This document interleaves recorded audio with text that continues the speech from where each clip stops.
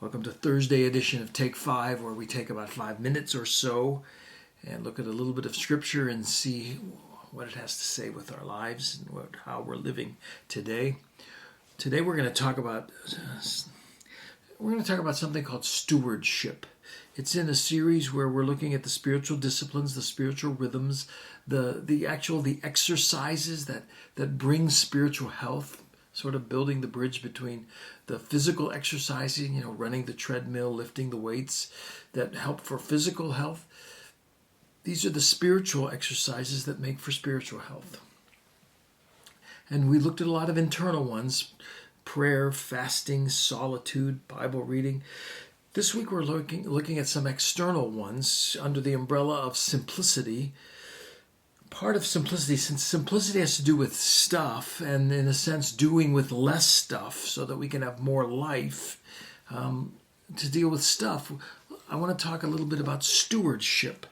Stewardship has the idea with what do I do with my money, with my resources?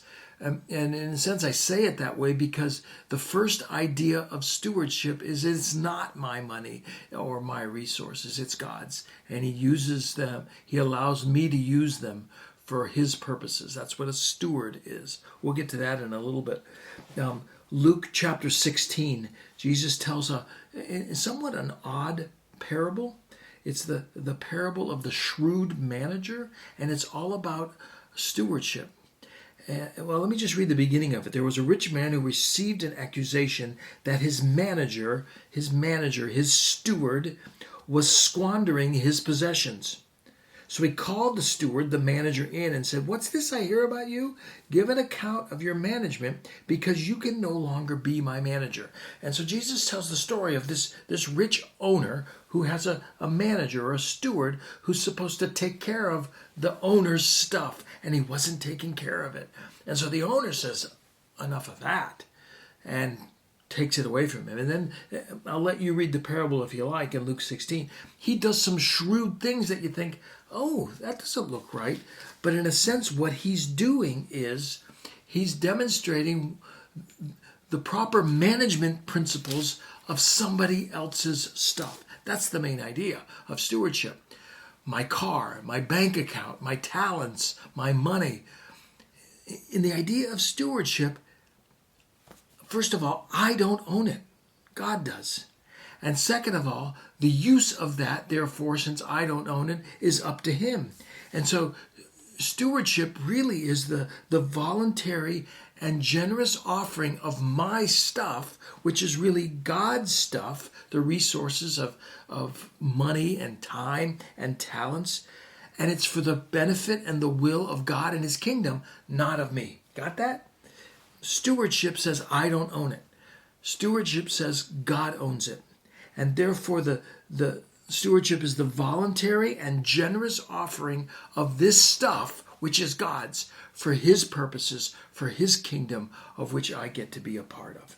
Let me just conclude the parable. It says this: if you have not been faithful with worldly wealth, who will trust you with what is genuine, spiritual stuff? And if you have not been faithful with what belongs to someone else, who will give you what is your own? That's the idea of stewardship. I have a friend who is very, very generous. And each time he expresses generosity, I thank him. And he says it every time. This isn't mine. This all belongs to God. It's true. He believes it, and it's true. That's what stewardship is.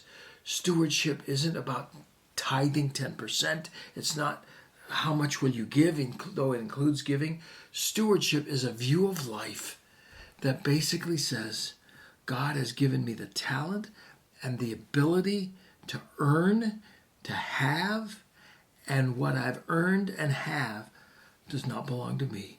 It belongs to God. And therefore I exercise the generous use of all of this at His purposes and at His pleasure. That's a spiritual discipline. It's the discipline of generosity. It's the discipline of stewardship. Go read Luke 16, verses 1 through 13. It'll raise you a lot of questions, but it'll also explain this really, really well. It's all God's, and I use it for His pleasure. That's a spiritual discipline. See you tomorrow as we talk about Romans 12:1 and 2, and the purpose of sacrifice. So long.